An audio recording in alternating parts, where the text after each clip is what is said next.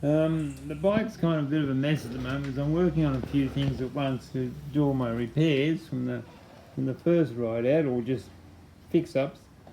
This temperature gauge, I checked it out. My connections were good. Everything was working, just that wasn't working. So I've ordered another one, identical one, off eBay. It's going to come from China, so I've got no idea how long it's going to take to get here.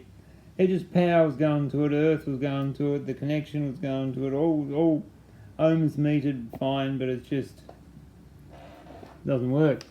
Okay, so I've gotten rid of that, and to do that I've kept the lines in there and I've just tucked them inside there. Now the next thing is I was watching something on YouTube about vacuum gauges, and they showed when they set up vacuum gauges they have a little dial on them to restrict the pipe, you know, like squeeze it to stop that thing from fluffing around all over the place. Now this is a single cylinder, so the vacuum is really strong. There's no multiple cylinders to even it out, so it's, you know, so I had it idling and I would just squeeze this with my finger and it settled the needle down. So I'll just flash to a picture of the little gauge you think I put in.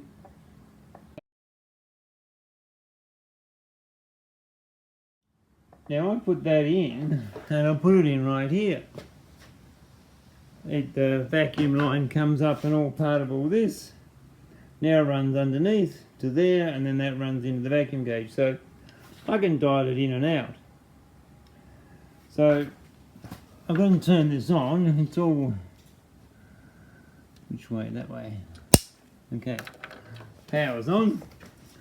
I don't have the electric start connected up because that's in there, so I'm going to have to hand start it. So here we go. See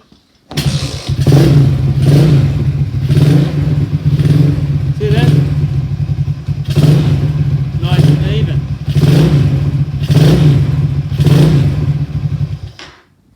So that's got that fixed. My next problem is a suspected starving of fuel problem. Remember I went up that hill and it conked out on me, it just died. And suddenly too, but I suspect it's fuel. So currently, and I suspected that was going to be an issue, the fuel hose goes about there. The fuel hose on the carburetor is about the height of that, you know, and then going uphill, maybe, I don't know. Anyway, so I suspect that. Why else did it die? Anyway, I currently have the fuel hose running over there, going on the back, around and into here, into the filter. Filter comes down, around here, into the tap, both the lines, main and reserve go into there. So, yeah, do you get airlocks in there? I wouldn't think so, and it's not that high, so that should be okay, should be about okay, and then it goes a bit funny. So I have it currently running over the top like that. So what I'm thinking of is using a clear line. I'm just trying to do this with one hand and run it like that. It's not going to be much difference, but I'll be able to see what's going on. The theory is I'll turn that tap on, and we should see it flow along there and into there. Okay, so ready? And out the bottom of the float bowl, so we'll see how it flows. On. Yeah, that was nice. Okay, that's nice. And how much is it flowing out here? That much. Oh, it's flowing down there as well. Also, I took the plug out. Now, I'm a good plug reader. I like to read plugs. And if you look at that, See if I can get the better sharp on that. Now remember I put a lot of oil in that motor. Now I've only been on one ride, so that all that black could be from burning off that oil. It's possible, right? And the porcelain there is a brown, but no carbon sort of built up there. Now that's an iridium plug, so I like iridium plugs because they have a fine tip, and that tips out there is finer, so the spark is sharper, and it'll punch through more. Now I may be increasing my compression. I don't know how strong the ignition system on this bike, so if I can sharpen up the spark to punch through, because as compression increases it gets harder to push the spark through, blah blah blah. So what I'm going to do, this is a bit expensive, I'm going to clean up all around here, all that blackness there, not touch the porcelain, clean up along the outside along that. I don't want to touch the porcelain because I may put like deposits and cracks and whatever there and carbon lines, and I don't want to do that. So I'll clean that up and I'll run that plug again and see if I can start to reduce that colour. Now this colour to me represents oil. This colour could be the oil, but it could also be extremely rich. I've not explored extremely rich. It could be that on the top end, I was driving around the 6,000 revs a lot, that's why I want to gear it up. It could be that on the top end, that, you know, that little tube I've got for the nitrous, that is also a direct line to the float bowl. So I could be, when I get up around that upper revs, already sucking fuel through that line. Now I'm happy if it is, because I need it to richen up, and that could be a result of the richening. I hope that's what it is. Either way, I will clean that up and it will tell me another story next time.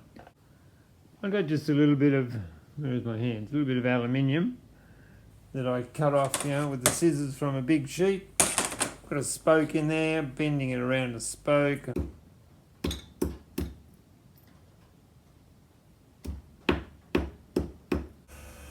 So we had a little bit of a off-camera refinement, then pliers got involved, you know, all the tools in the shed want to come out again. So that's it, and now I'll just give that a good brush with a brass brush, and then I'll clean it up nicely, and then I'll show you when I'm finished. That's the plug cleaned up. I haven't touched the centre electrode, the outside's been cleaned up. I'll run it again and we'll see if I can't get that on a lighter colour at some stage, or I may have to just change plugs and start again. But it's still early days, the motor's not running yet, it's only done 30 something kilometres, so. When you look at the photo you can see that the centre electrode is bent, and so is the top one. How this happened I've got no idea. Like, the plug's cleaned up and I'll use it, but I don't know why it's bent, and I have heard there are copies of iridium spark plugs. Strangely enough, I bought a spare one and the box was slightly different, so I don't know if that's the case, but see the electrode straight on the spare one. It shouldn't matter, I hope. You know the problem I had with my heel when I changed back gears, hitting on the ignition switch? Well, I cut the top out of a oil can and I have an idea. So I'll show you the idea. I can't screw it in with my holding the camera in the hand, but basically I'll show you what I'll do. There is the thing, there is the ignition switch. It's just one of those ignition switches that pokes out. And I'll put it together. First I screw in that, then I screw that on, that holds the ignition switch in place. Then that is the rest of the container. I screw it in there until it sits about that, and that's enough. Now if I just do this, the top of the key pokes out. It may be enough, but if it's not enough, I can add that. Now I'll just do that up and I'll show you again. Now obviously my nuts aren't hanging as freely as they used to, but they're still swinging, so that's all that matters, and that's a good cover for it. I can always take this one off. Wait a sec, let's keys out.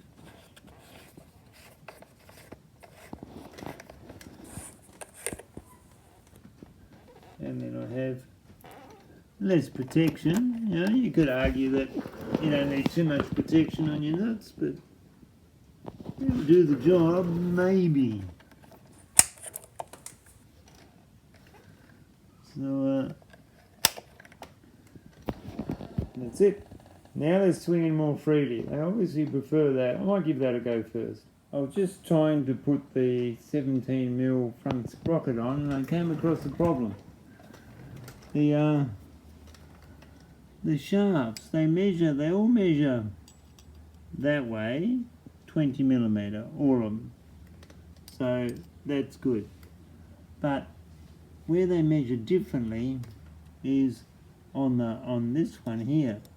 This one measures 16, these ones measure 17, and the shaft there measures 16.5, which means that this one won't, my new 17 sprocket won't go on because that pokes in there just a half a mil further than that will allow it.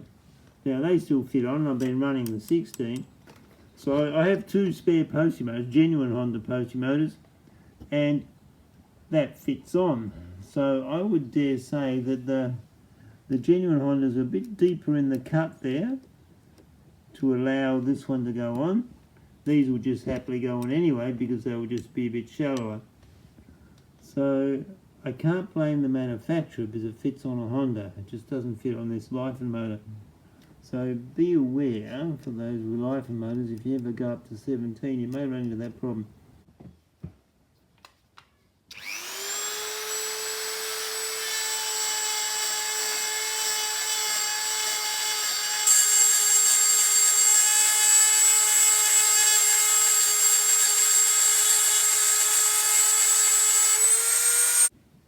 And when I got it on there, as usual, it sort of unfolds and every tool in the shed wants to play. I would say I could fit an 18 on there if I wanted.